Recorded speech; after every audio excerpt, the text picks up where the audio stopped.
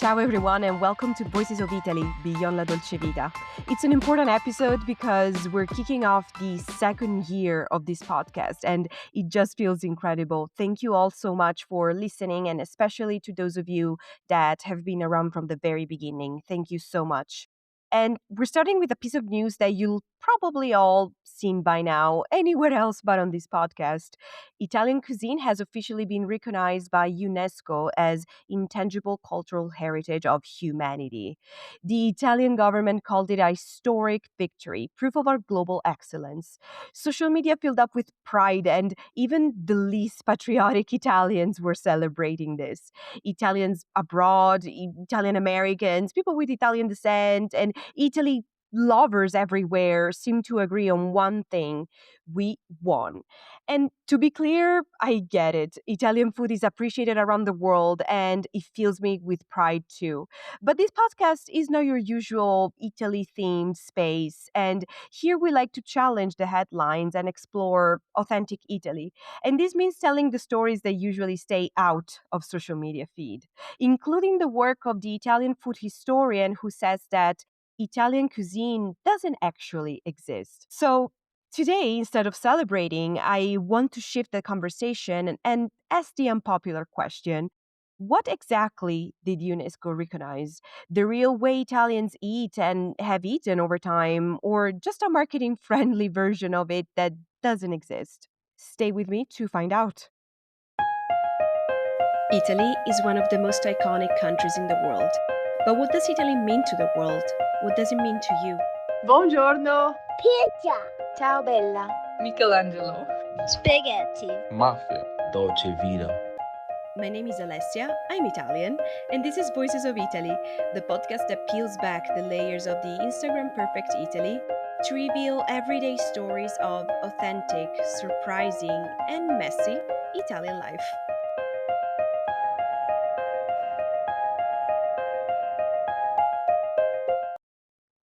Let me be very clear from the start. This episode is not an attack on Italian cuisine. I love my country's food. I grew up with it. It's my comfort food, and I'm genuinely proud that it's admired worldwide. That when people talk about my traditions, have that glow in their eyes that they want to share with me. And the point is not to deny that or to devalue those feelings. The point is to tell the full story as it is. And this is something I mentioned a little more broadly on episode 3 when I was talking about how Italy constantly sells this romantic, simplified, and often over branded version of itself to the world. And today we are looking at how food has become one of the most significant parts of that narrative.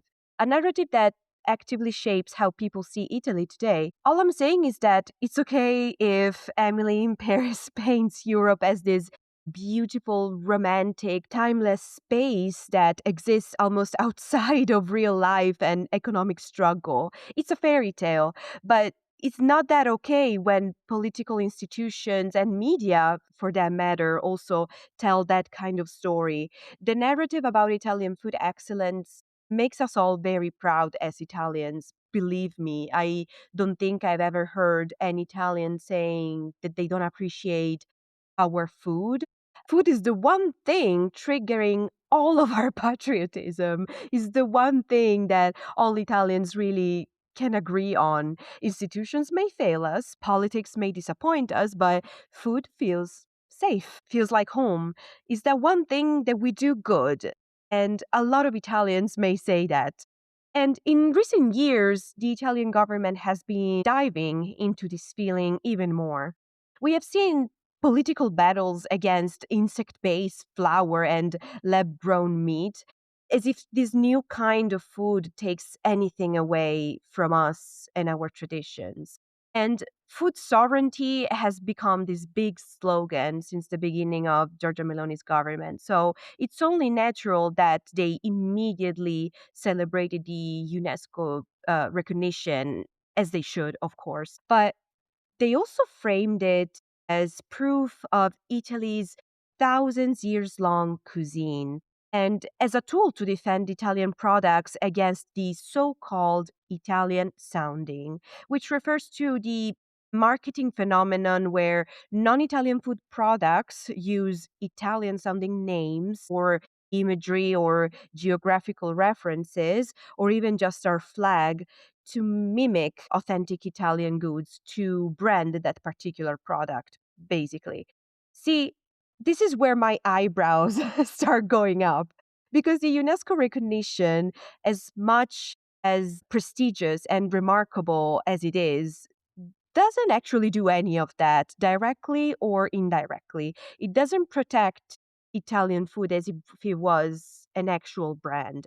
And before anyone starts chasing me with pitchforks and torches because they might think that I'm just trying to find a problem with this, let me actually give you some context. As I was saying before, food is very important for Italians and for myself as well. Like many Italians, I grew up believing that Italian cuisine was a perfectly preserved set of ancient traditions, a 1,000 years old tradition passed on almost unchanged generation to generation, to quote President Meloni.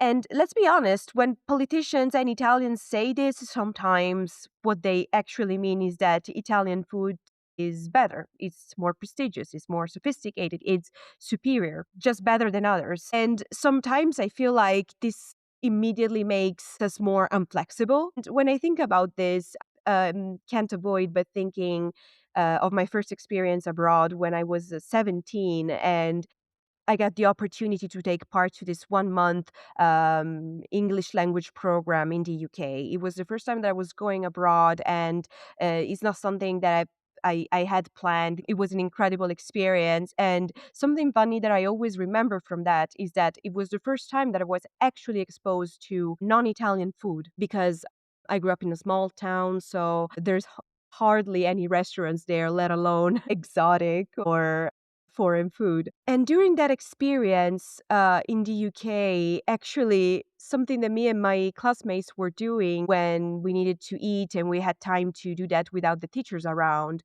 we always ended up going either to eat to a McDonald's, or other than that, we were always choosing an Italian restaurant. I remember eating pizza and gnocchi in these random English Italian places that we found around our campus. And looking back at that experience, I feel like I missed the precious opportunity to, eat something local that it doesn't have to be my favorite food forever, but at least gave me the experience to try it out. And it wasn't just me, it was something that we were all doing. And back then, of course, we were just having fun. But right now, I would look at us and I would call us picky for that because we chose our comfort food, even in a month-long experience where we could have tried uh, anything that was available in a big capital city like London. So this is such a strong aspect of Italian culture that we maybe involuntarily even make our children a little too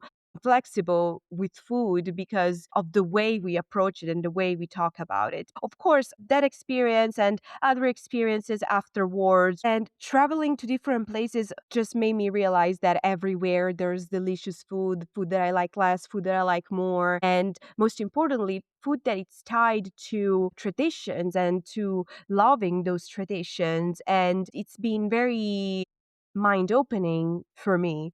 So when I started to hear another version of the story regarding Italian food told by food historians, economists, and cultural analysts, I'll be really honest, their story wasn't easy to digest at the beginning because much of what we passionately defend today as this holy traditional food in historical terms is actually very, very recent, often post World War II, sometimes even post the 70s.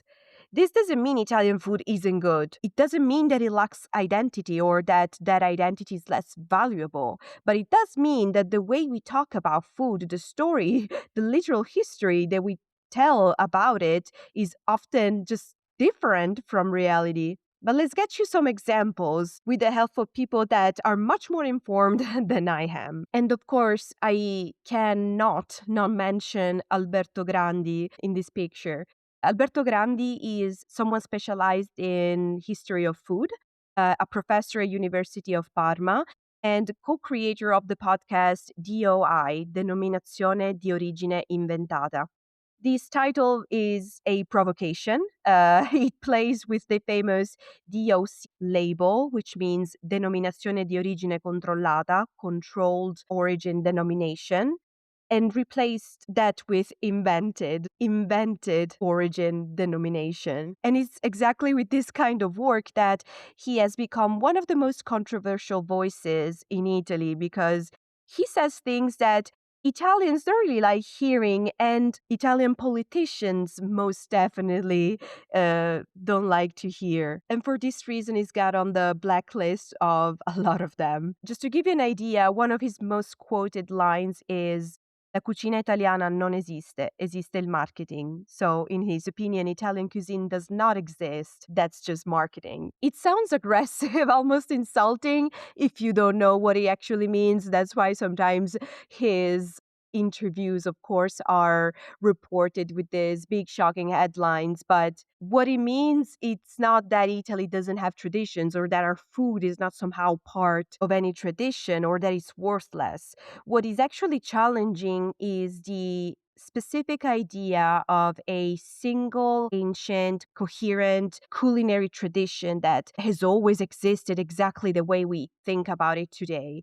In the podcast, Alberto Grandi repeatedly explains that what we now defend as sacred recipes are often the result of pretty recent history and factors like industrialization, migration, and international demand, but certainly they do not represent one unified or rigid Italian cuisine or set of food rules. That's why, if you listen to this podcast, you have heard me complaining sometimes about the trend of Italian influencers online just becoming viral for their incredibly dramatic reactions to the so-called Italian food rules not being respected by foreigners, because it really plays on this, and it kind of involuntarily supports a narrative that it's already based on, well, just not facts. It's also because what Alberto Grandi tries to also break down is the fact that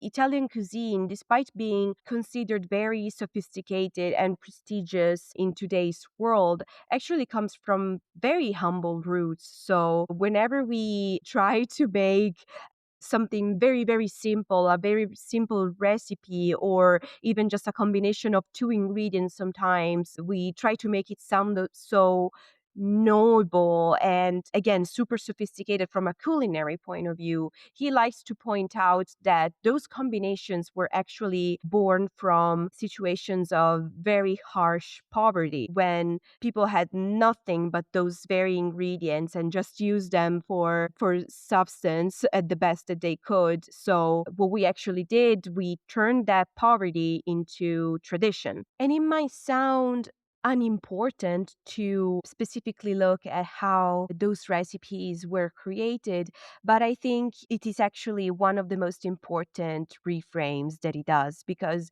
until well into the 60s and the 70s, most Italians did not eat particularly well. They ate what they could, and in most cases, that wasn't much, and it certainly wasn't any fancy, gourmet, elevated food.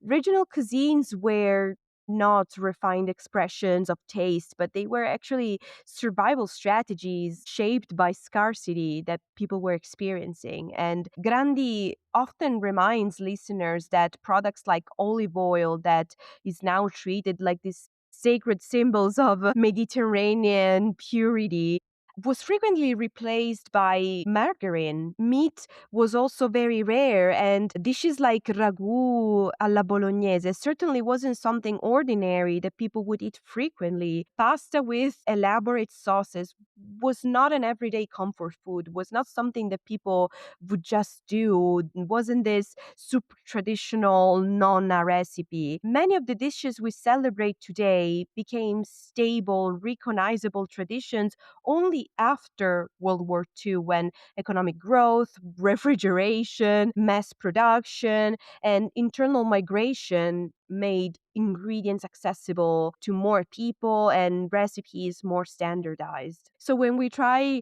to sell our food as this tentative selection of ingredients that are healthy, rich, and natural, almost as Italians, as a people, have this kind of superior taste, well, that just is based around nothing. And it's not just the timing that doesn't sound right. When we talk about Italian cuisine as this long lasting unified tradition, we are talking about the idea of a country and a unified population that wasn't even there. Italy was unified in 1861 and didn't even include all the territories that it does today. And before that, it has always been split in smaller countries, kingdoms, and empires, smaller populations, smaller community that have been affected by centuries of migrations and exchanges with other populations outside current Italy. So that fixed, crystallized idea also ignores everything in our food that has been influenced by the Italian diaspora, or that has been influenced by this exchange of cultures with the Middle East, the rest of Europe. It's something that we simply don't include in that picture. And that's just sad because all these things don't make Italian food less good. It definitely changes the story that we are telling, but I think it just enriches the story. It doesn't take any value out of it just because it's not 2000 years long. And the thing is that everything that I'm telling you, that I've been telling you so far, applies to basically all the super popular dishes that are known abroad and that Italians sometimes defend so much as this ancient unbreakable tradition. Pizza is the perfect example, probably the most known Italian food of all, even though I think I heard about tiramisu being maybe the most known one. And admit it, how many times have you seen these reels on Instagram and TikTok where Italians get humorously mad at foreigners eating pizza with non authentic toppings like pineapple and react as if it was a national offense?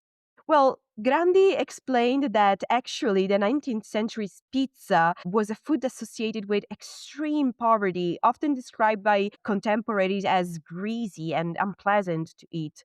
The pizza that we know today is just different, and we mostly tend to associate it with the famous traditional pizza from Napoli, but it actually became what it is thanks to Italian migrants to the United States, many of whom were not even from Naples.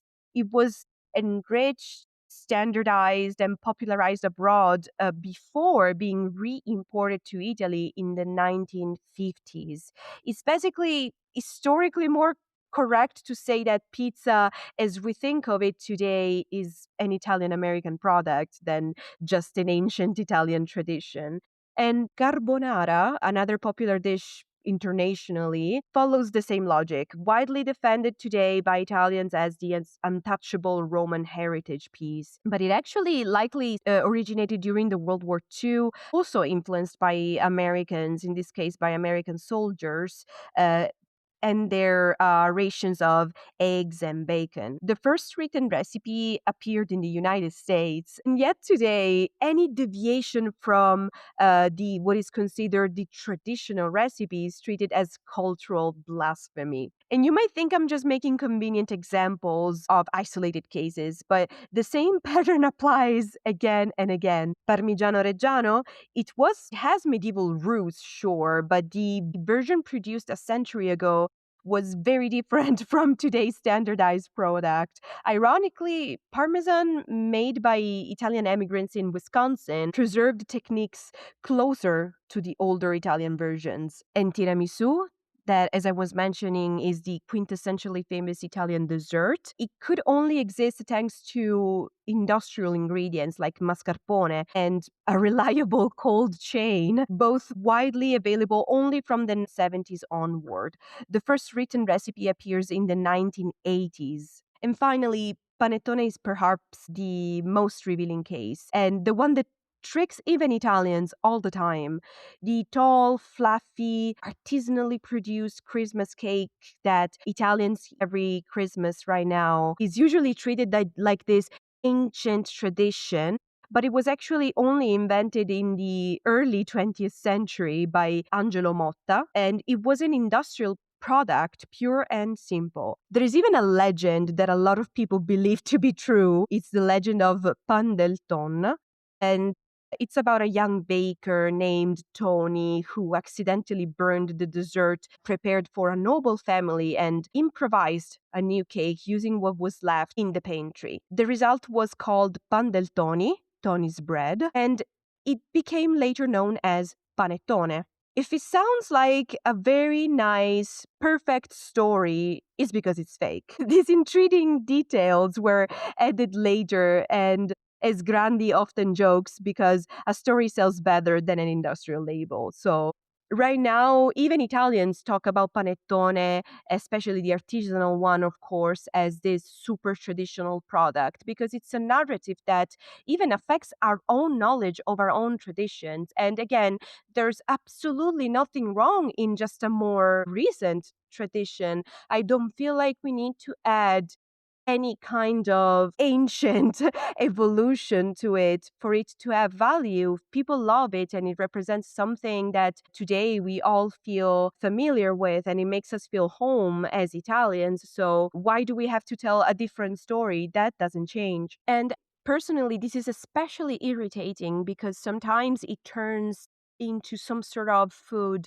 elitism almost. With I've heard Italians sometimes even looking down to other food traditions because ours is just better and it's so ancient and everybody loves it. But even more so, I don't like that it is added value to, again, only based on the supposedly ancient truths that it has, because that's not it. The Italy that people love today looks very different than it looked 100 years ago when the country was absolutely different and definitely not a fancy place that people wanted to have vacation. But what does this have to do with UNESCO, you might now ask? Are they somehow certifying these recipes as authentic Italian tradition?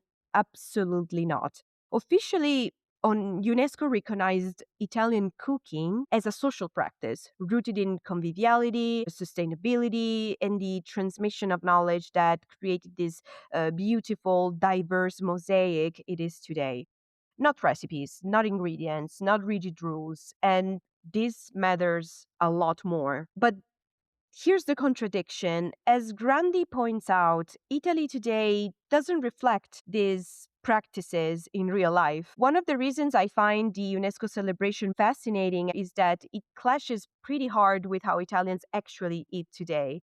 And this is not my opinion, this is just what the data says. According to recent data from Statista and Nielsen IQ, around 15 to 16% of Italians regularly consumes ready-made meals. And yes, that includes frozen pizza. My mom makes pizza at home, but she also buys the frozen one when she just doesn't want to make it and she just eats that. We're fine. We're not poisoned by frozen items. Sometimes seeing Italians horrified at the idea of frozen food in media or entertainment is just really funny. The Italian ready to eat food market is now worth about 2.5 billion euros and it has grown by more than 15% since 2017.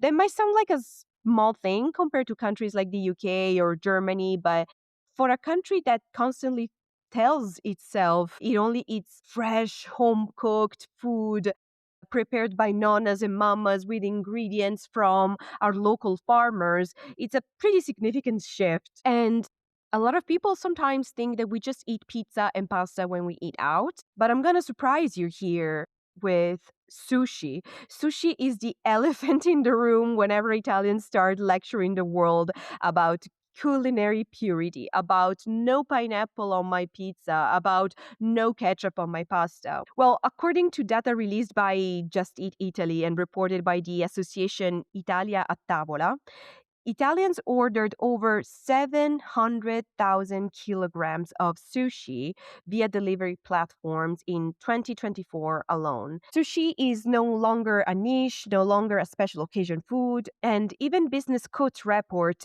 shows that over 90% of Italians say that they like sushi, and around a quarter say that they eat sushi very frequently, some even daily. Italy is now one of the biggest sushi markets in the southern Europe, even though sushi has zero historical roots here. And of course, we love California rolls, and we have no idea how to eat sushi in an authentically Japanese way. And yet we expect foreigners to eat Italian food according to some specific traditional set of rules or traditional recipe books. And going back to the always fresh, always good, always healthy, always homemade food that Italians supposedly eat, let's talk about food delivery. Statista and the Rome Business School estimate that over 70% of Italians have used food delivery platforms like Deliveroo, Glovo, or Just Eat.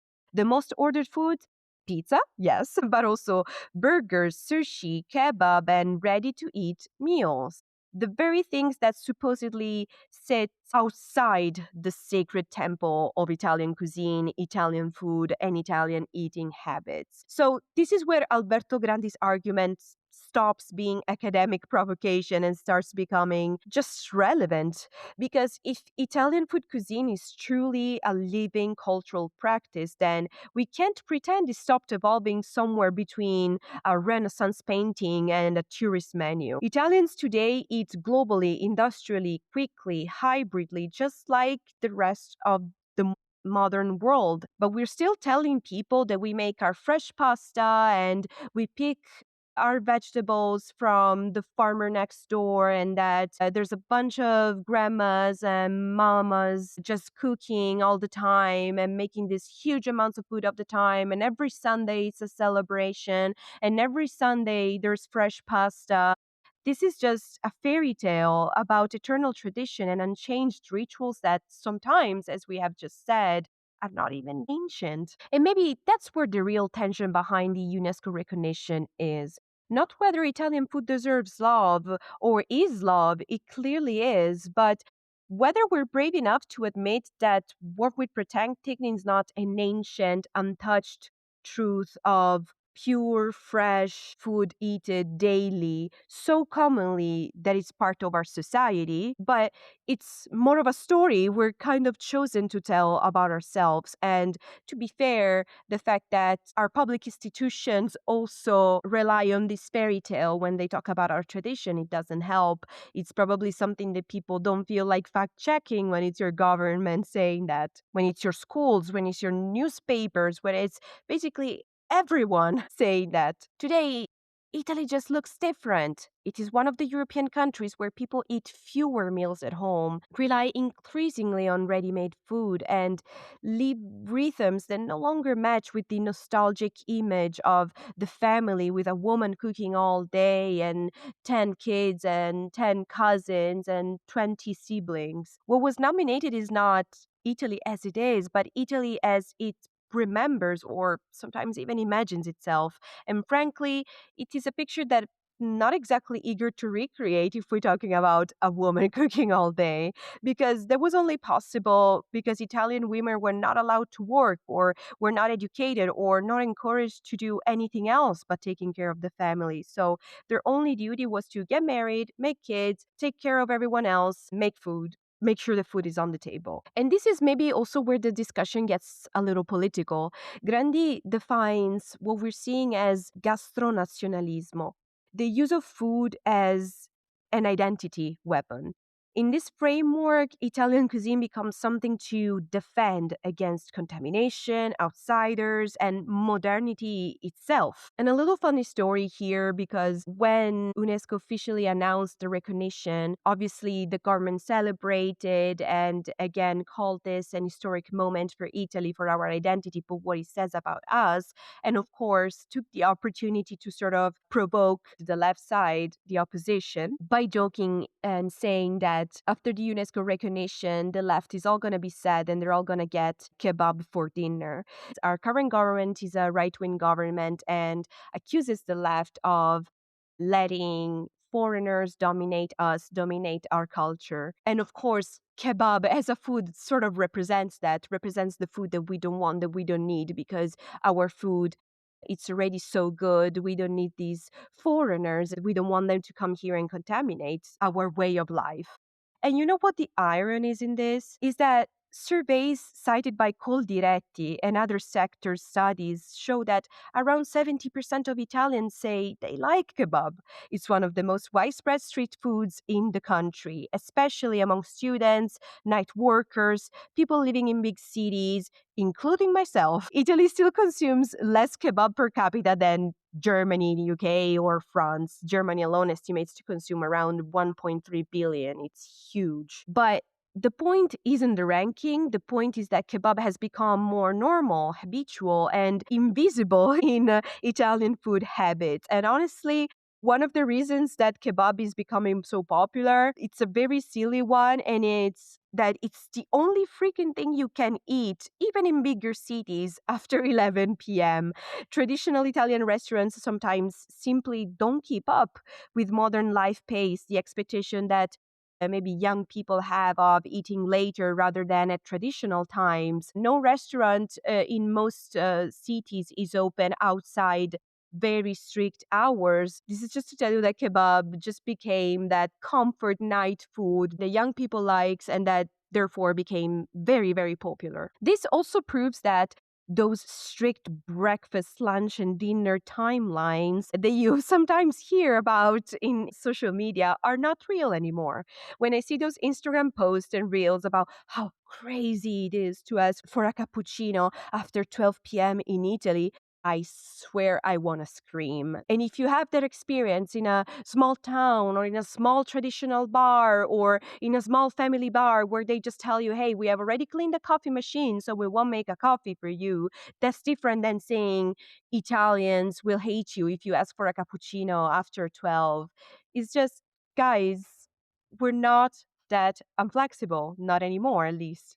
At this point, it's impossible to separate the UNESCO recognition from the broader political context in Italy right now because food has clearly become a powerful symbolic battlefield. Under the current government, and especially with the creation of the Ministry of Agriculture and Food Sovereignty, food stopped being just about farming or nutrition or even tradition and became a tool for identity politics. Take the insect flour controversy that I quickly mentioned before. When the EU approved insect based ingredients for human consumption, Italy didn't ban them outright, but imposed strict rules to keep them from visually and symbolically far away from pasta, pizza, and other staples. The Minister of Food Sovereignty, Francesco Lollobrigida, said that the goal was to make sure that these products are not confused with made in Italy. The subtext was clear. This wasn't about health risks, but about just protecting a cultural image. The same logic applies for the ban on cultivated meat. Italy became the first European country to prohibit the production, sale, and even marketing of lab grown meat long before it was actually available on the market. Lollobrigida framed it as a moral issue, saying that food must come from the land, not from the laboratories, and that these products threaten Italian culture and tradition. Critics, including scientists and food policy experts, call it an ideological move. And animal rights groups described it as a crusade without data or scientific grounding. And honestly, this is also another way to make Italians miss more opportunities. Italians that wanted to do business with that, Italian laboratories, Italian universities, you take all those innovation and growth opportunities away from them for just an ideology that is based on non-truth things. And at the same time, it just doesn't threaten our culture. It's just something I just don't see the benefit of those kind of actions. Then there's a constant use of food as this cultural wedge. So the joke about the left eating kebab or even other little scandals like that time when Minister Lollobrigida complained about a fake carbonara served in the EU Parliament cafeteria in Brussels. The message wasn't really about kebab or about the carbonara. It was about drawing a line between us and them, between authentic Italian food and an external threat. As Alberto Grandi puts it very bluntly, this feeds an idea of Italy living in auto state of siege, as if the world were conspiring against our traditions all the time, when in reality the rest of the world is mostly just enjoying Italian food. People love Italian food, and you just can't expect everybody in the world to know the exact recipe of everything that we make. It's already so important that people know Italian food, that people can name some Italian recipes, that people have an idea what we eat. That's such an incredible accomplishment already. It's not something people learn at school. It's just our cultural significance impacts so many people. They just get to know these things without us even specifically trying to teach them. And this is where the UNESCO recognition becomes tricky, because the UNESCO has nothing to do with banning fake meat, fighting Italian sounding, or defending national markets. UNESCO doesn't protect products, it recognizes cultural practices. The point here is not to mock the recognition or deny its prestige. I'm genuinely proud of that. But if we really want to respect the recognition, we should stop turning it into something else. Celebrating Italian cuisine as this fixed superior entity risks to turning it into something like Calvino's non-existent knight, a beautiful, shiny armor but empty inside. And maybe the most honest way to honor Italian food today is to admit this. It's alive, contradictory, contaminated, global, and much more interesting than the fairy tale we keep selling. The UNESCO recognition is being used to support political narratives, and it has nothing to do with those. It does not certify cultural superiority. It certifies a symbol, a beautiful one, of what people feel when they think and eat Italian food. And it's that sense of conviviality and family and really the warmth of a home that we have been so incredibly lucky to create around food. And the problem with symbols is that they are easy to instrumentalize. And as always, I would love to know what you think. Does the UNESCO recognition feel like pure pride, or does it also make you feel a little uneasy when it's used for political intent? Are we protecting a living culture or a beautiful fiction story? I am so curious to hear from you guys, and I wanted to thank you again so much for listening to Voices of Italy, for being around, for taking an interest in this project, for being part of this community. Thank you so much. Come and find me on social media. Send me a message with your opinion, with any ideas you have for the podcast, for any topic. You can find me on Instagram, on LinkedIn, and Facebook. And as always, you can also send me a voice message about any topic or comments or questions that you have. Thank you so much, everyone, and I'll see you soon. Ciao!